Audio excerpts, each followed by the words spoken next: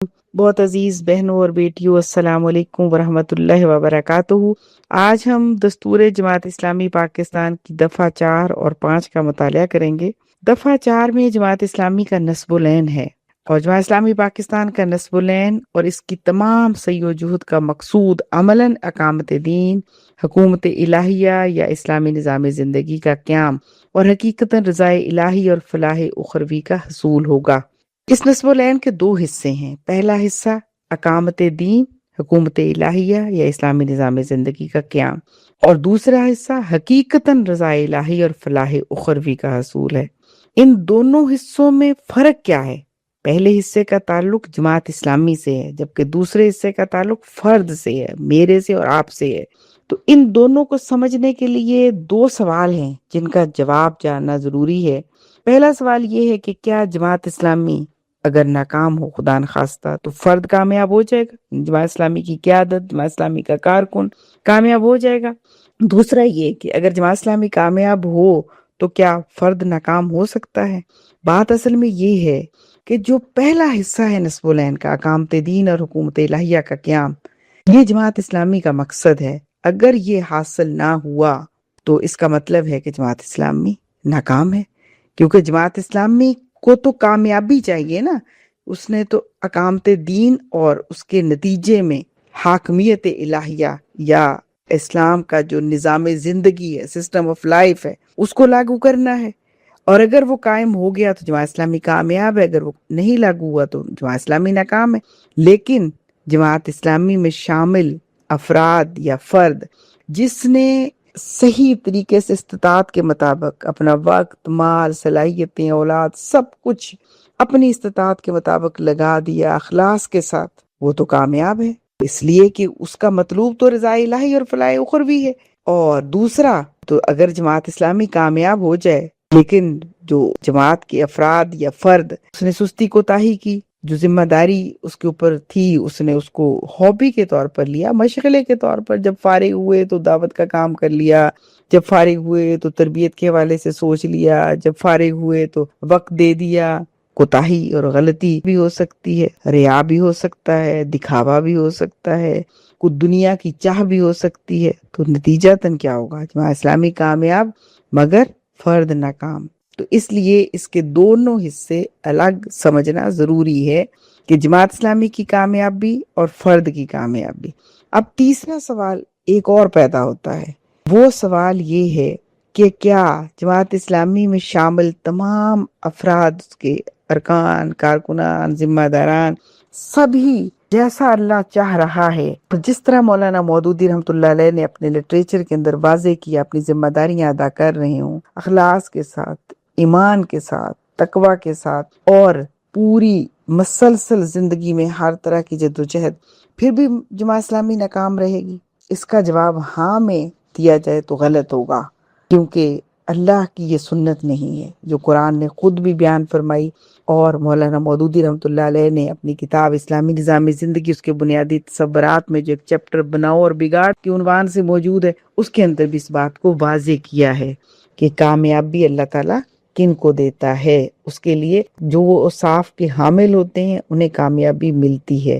اس لیے یہ بھی غور کرنے کی ضرورت ہے کہ ناکامی کی وجوہات اگر جماعت اسلامی کی موجود ہوں تو اس کے سارے افراد تو نہیں کہا جا سکتا، اور نہ ہی سب افراد کلی طور پر ناکام ہو سکتے ہیں، لیکن بہرحال ہر کسی کی ذمہ داری ہے کہ جماعت اسلامی کی ناکامی کے پیچھے اس کے افراد کار، ذمہ داران سب ہی کا کچھ نہ کچھ کردار موجود ہے۔ اللہ تعالی ہم سب کو معاف کرے، لیکن بہرحال یہ ایک اہم سوال ہے جو نصب العین کے حوالے سے دیکھنا ضروری ہے۔ اور اگلی بات یہ کہ نصب العین کسے کہتے ہیں؟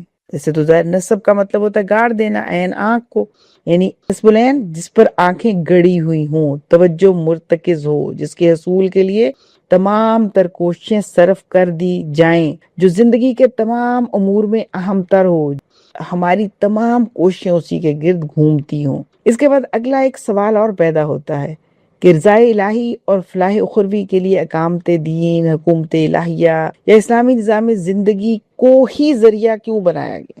یعنی رضائے الہی اور فلاح اخروی کے لیے کچھ اور بھی تو سوچا جا سکتا تھا نا، لیکن اقامت دین اور حاکمیت الہیہ کا قیام ہی ہمارے لیے رضا الہی اور فلاح اخروی کا راستہ کیوں ہے۔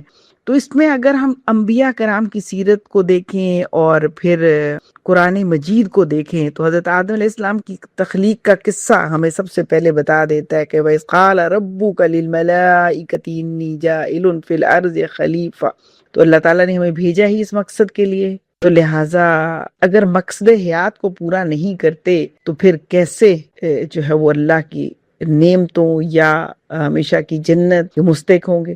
اور دوسرا ہمیں بتا دیا کہ ہمیں اشرف المخلوقات بھی اس لیے بنایا اور ہمیں خیر امت بھی اسی لیے بنایا، کنتم خیر امت، بلی جو آیت مبارک وہ بھی اسی حوالے سے۔ حضرت ابراہیم علیہ السلام کی دعا یاد کیجیے، حضرت ابراہیم علیہ السلام نے کیا دعا کی تھی، نبی صلی اللہ علیہ وسلم کی بعثت کا مقصد کیا ہے، اور پھر خیر امت ہونے کے ساتھ ساتھ بغیر حساب کے جنت میں جانے کا راستہ۔ تو یہ سب کچھ دلائل ہیں، اگر ہم اس پہ غور کریں تو سمجھ آئے گی کہ اس کے علاوہ فلاح اخروی اور رضا الہی کا کوئی اور راستہ ممکن نہیں ہے، بغیر حساب کے جنت میں جانے کی کوئی اور تدبیر ممکن نہیں۔ اس کے بعد ایک اور اہم سوال ہے کہ اقامت دین اور حاکمیت الہیہ کے قیام دونوں اصطلاحات میں کیا فرق ہے؟ سب سے پہلی بات تو یہ کہ انسانی زندگی کے جس دائرے میں انسان کو اختیار حاصل ہے، اس میں وہ برضا اور رغبت اسی طرح اللہ کی تشریعی حکومت تسلیم کرے جس طرح دائرہ جبر میں کائنات کا ذرہ ذرہ اس کی تکوینی حکومت تسلیم کر رہا ہے۔ یہ چند جملے دستور جماعت سے ہیں۔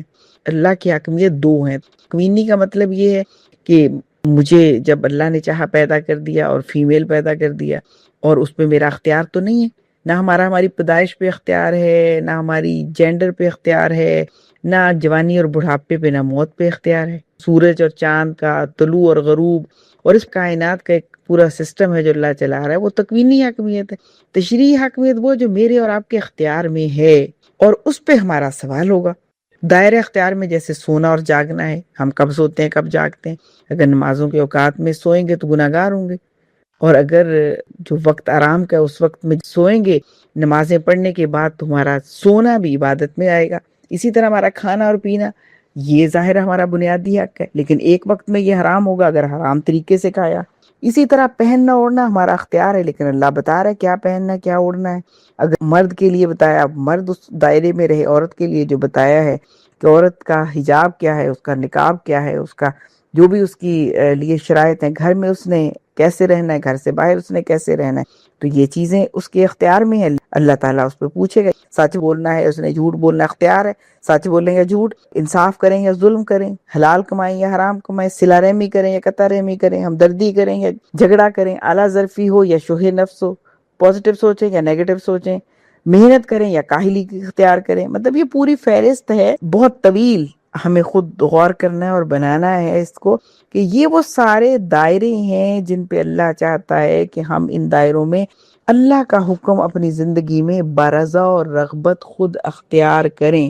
یہ وہ اللہ کی تشریعی حاکمیت ہے جس سے ہمیں اپنی ذات، اپنے خاندان، غرض جہاں بھی ہماری ذمہ داری بنتی ہے، جہاں ہمارا اختیار بنتا ہے، ان سب دائروں میں اللہ کی تشریعی حاکمیت قائم کریں۔ گویا کہ اسلام کو کسی تجزیہ و تقسیم کے بغیر قائم کرنے کی جدوجہد کرنا، اس کے جس حصے کا تعلق فرد کی اپنی ذات سے ہو، یعنی ہر مومن اسے بطور خود اپنی زندگی میں قائم کرے، اور جس حصے کا قیام اجتماعی جدوجہد کے بغیر نہیں ہو سکتا، اہل ایمان کو مل کر اس کے لیے جماعتی نظم قائم کرنے اور اس کو چلانے کا اہتمام کرنا چاہیے۔ اب ہمیں دیکھنا ہے کہ وہ امور کون سے ہیں جو اجتماعی جدوجہد کے بغیر ممکن ہی نہیں، جیسے قرآن و سنت کا علم حاصل کرنا ہے، استاد چاہیے، ماحول چاہیے، اپنی قوتوں، کمزوریوں، مواقع اور چیلنجز کا ادراک۔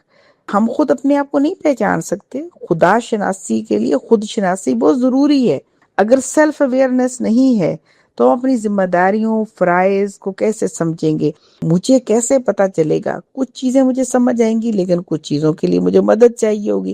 تو اجتماعی ماحول ایک ہمیں اپنی اسٹرینتھ، اپنی ویکنیس، ہماری اپرچونٹیز اور چیلنجز، اس کو سمجھنے میں مدد دیتا ہے۔ پھر اصلاح نفس، بے شک تزکیہ نفس فرد نے خود کرنا ہے، لیکن کیسے کرے گا؟ صحبت صالحہ کا حکم ہے، اجتماعیت اختیار کرنے کا حکم ہے۔ اس کا مطلب یہ ہے کہ اس کے لیے بھی اجتماعی کوشش چاہیے، خاندان کی اصلاح یہ بھی ایک اجتماعی کوشش ہے، معاشرے کی اصلاح تو ظاہر ہے یہ فرد کا اپنا انفرادی کام نہیں ہے، یہ مل کر کرنے کا کام ہے۔ اسلامی نظام حکومت کا قیام تنہا نہیں ہو سکتا، تبدیلی امامت کا کام، یہ سب وہ کام ہے جو اجتماعی محنت جدوجہد کے نتیجے میں اور اجتماعی ایک سسٹم اور اجتماعی کوششوں سے ہی انشاءاللہ ہوں گے۔ یہ ہے ہماری دفعہ نمبر 4 جس میں نصب العین تھا، نصب العین کے 2 حصے، اور ان 2 حصوں کی آگے جو کچھ ضروری آگاہی جو مطلوب تھی۔ اس کے بعد ہم دیکھتے ہیں دستور جماعت اسلامی کی دفعہ نمبر 5۔ جماعت اسلامی کا مستقل طریقہ کار کیا ہوگا؟ دستور کے اندر لکھا ہوا ہے کہ تمام معاملات کی انجام دہی میں ترجیح اول، یعنی معاملات جماعت جو انجام دے گی اس میں ترجیح کیا ہوگی؟ پہلی ترجیح اللہ اور اس کے رسول صلی اللہ علیہ وسلم کی ہدایت پر عمل کرنا۔ اور دستور کا جو جماعت اسلامی کو چلانے کا مستقل طریقہ ہے اس میں نمبر 2 پہ کیا ہے؟ اپنے مقصد کے حصول کے لیے جماعت کبھی ایسے ذرائع اور طریقے استعمال نہیں کرے گی جو صداقت اور دیانت کے خلاف ہوں یا جن سے فساد فی الارض رونما ہو۔ یہ بہت اہم بات ہے۔ ہم تبدیلی امامت کے لیے کوئی غلط راستہ اختیار نہیں کریں گے جو صداقت کے خلاف ہو یا دیانت کے خلاف ہو یا جس سے انتشار پھیلے۔ اور تیسری بات، جماعت کا جو طریقہ کار میں طے ہے، جماعت اصلاح اور انقلاب کے لیے جمہوری اور آئینی طریقوں سے کام کرے گی، یعنی تبلیغ، تلقین، اشاعت فکر۔ ہم کوئی غیر آئینی کام نہیں کریں گے، ہم کوئی وائلنس نہیں کریں گے، ہم کوئی انڈر گراؤنڈ کام نہیں کریں گے۔ اور ساتھ یہ بھی سمجھایا گیا کہ ذہنوں اور سیرتوں کی اصلاح اور رائے عامہ کو ان تغیرات کے لیے ہموار کرنا جو جماعت کے پیش نظر ہے۔ چوتھا طریقہ کار کیا ہے کہ جماعت اپنے نصب العین کے حصول کی جدوجہد خفیہ تحریکوں کے طرز پر نہیں کرے گی بلکہ کھلم کھلا اور اعلانیہ کرے گی، یعنی کوئی بھی انڈر گراؤنڈ سرگرمی جو ہے وہ نہیں کی جائے گی۔ اب یہاں سوال یہ پیدا ہوتا ہے کہ جماعت اسلامی کے طریقہ کار کی پاکستان کے آئین میں کیا گنجائش ہے؟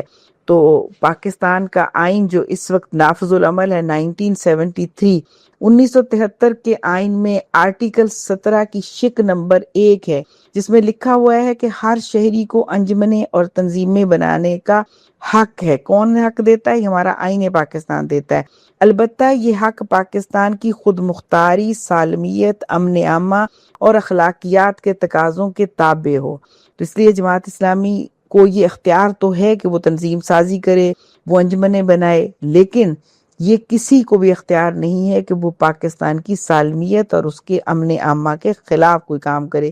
اس لیے جماعت اسلامی جو بھی NGO بنائے، تنظیم سازی کرے، وہ آئین کے دائرے میں رہ کر کرتی ہے، کسی طرح کی کوئی وائلنس نہیں کرتی۔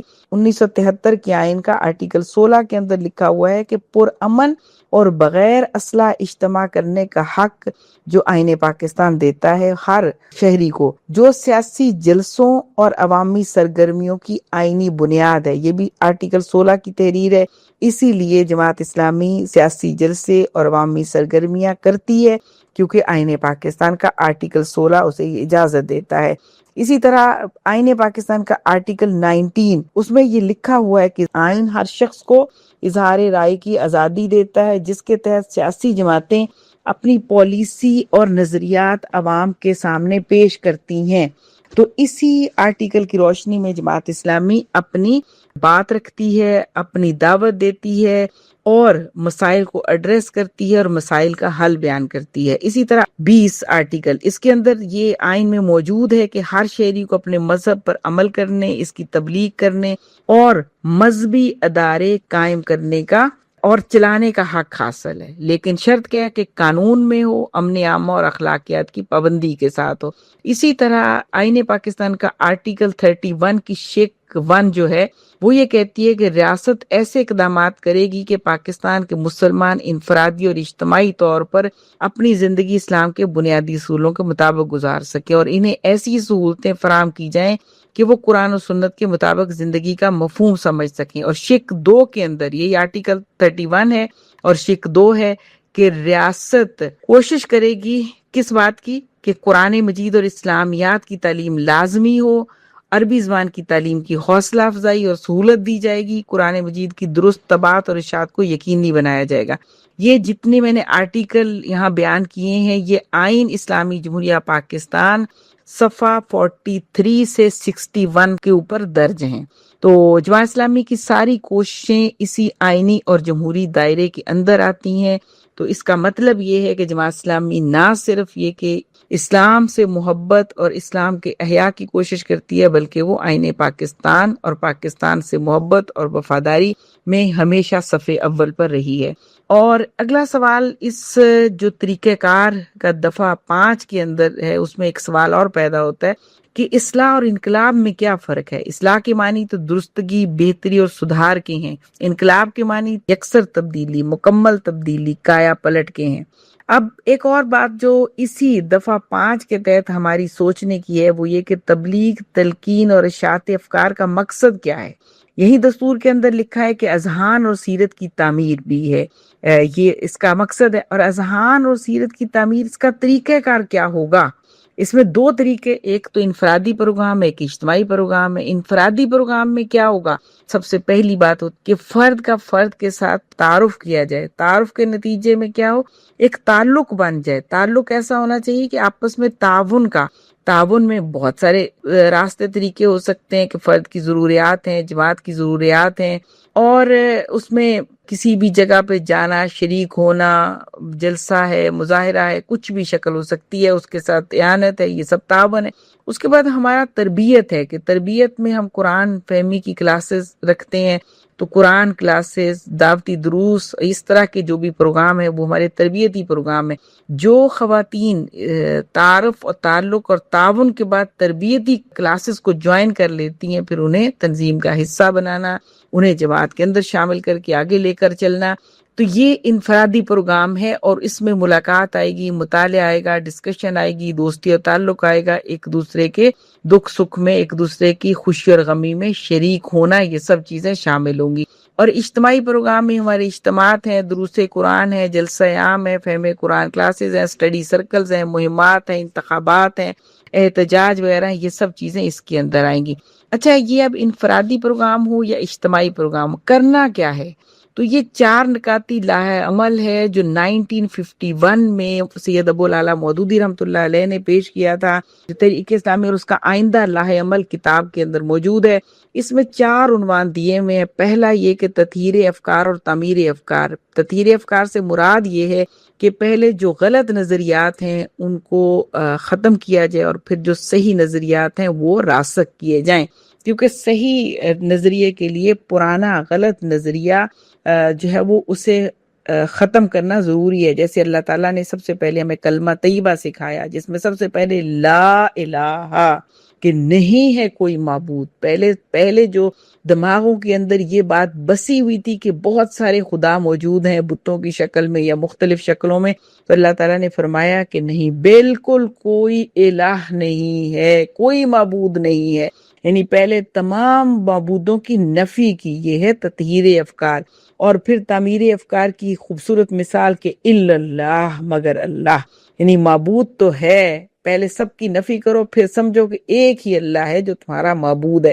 اور اس کے بعد پھر تعمیر افکار کے لیے آگے محمد رسول اللہ بھی سکھایا، پھر دوسرا کلمے کے ذریعے بھی گواہی بھی، شہادت بھی سکھائی۔ بہرحال یہ تطہیر افکار اور تعمیر افکار، یہاں پہلے کلمے صرف مثال دی ہے، باقی پورے نظریات کی، عقائد کی سب چیزیں اسی طرح سے آگے چلتی ہیں۔ اور دوسرا کیا لکھا ہوا ہے اس کا نقطہ؟ سوال افراد کی تلاش، تنظیم اور تربیت۔ جماعت اسلامی کا 4 نکاتی لائحہ عمل یہ واضح کرتا ہے کہ ہمارا کام یہ ہے کہ ہم معاشرے کے اندر بکھرے ہوئے سوال افراد کو، نیک فطرت افراد کو تلاش کریں، اور پھر ان کو اپنی تنظیم کے ساتھ جوڑتے ہوئے، ان کی کردار سازی کرتے ہوئے، ان کی قیادت کی صلاحیتوں کو ابھارتے ہوئے اقامت دین کے راستے پر لگا لیں۔ تیسرا، پھر ان سب کو جمع کر کے ساتھ چلتے جائیں، قافلہ آگے بڑھتا جائے، اجتماعی اصلاح کی سعی، یعنی قافلہ 4 سے شروع اور پھر 4 کو 8, 8 سے 16, 16 سے 32، اسی طرح ایک شکل، کیونکہ تحریک کا مطلب ہوتا ہے چلتے جانا، آگے بڑھتے جانا، یہ کارواں ہے، یہ سفر ہے جو آگے کی طرف بڑھتا ہے اور اپنی منزل مقصود تک پہنچنے کی کوشش کرتا ہے۔ چوتھا، نظام حکومت کی اصلاح، ان ساری چیزوں کا تطہیر افکار، تعمیر افکار، سوال افراد کی تلاش و تنظیم، اجتماعی اصلاح کی صحیح، ان سب کا نتیجہ کس پر منتج ہونا چاہیے؟ وہ یہ کہ نظام حکومت بدل جائے، یعنی ظاہر ہے فرد بدلے گا، معاشرہ بدلے گا تو نظام حکومت بدلے گا۔ اگر کہیں باہر سے، اوپر سے، بیرونی امداد، اندرونی امداد سے نظام حکومت بدلے گا تو وہ دیر پا نہیں ہوگا، لوگ اس کو قبول نہیں کر پائیں گے۔ اس لیے یہ بہت ضروری ہے کہ نیچے افراد کی کردار سازی بھی ہو، ان کی ذہن سازی بھی ہو، اور تاکہ وہ دین اسلام کو سمجھ سکیں۔ اور یہ کیسے ممکن ہوگا؟ یہ قرآن اور سنت کی دعوت کے ذریعے ہوگا کہ جب پاکستان کی اکثریت آبادی الحمدللہ اللہ سے محبت، اللہ کے رسول سے محبت، اللہ کے کلام سے محبت کرنے والی ہے، تو جب وہ قرآن کے ساتھ جڑیں گے تو ساتھ ساتھ ساری ذہن سازی، کردار سازی، پھر اس مشن کو جو تمام انبیاء کا مشن رہا، اور وہی مشن ہے کہ جو تمام انبیاء کے مشن کو آگے نبی صلی اللہ علیہ وسلم نے مکمل کیا، اسی مشن کو لے کر سید ابو العلا مودودی رحمۃ اللہ علیہ نے جماعت اسلامی بنائی، اور جماعت اسلامی کا مقصد اسی مشن کو آگے جو ہے وہ لے کر چلنا ہے، اور دین کا احیاء، اس کے نظام کو قائم کرنا ہے۔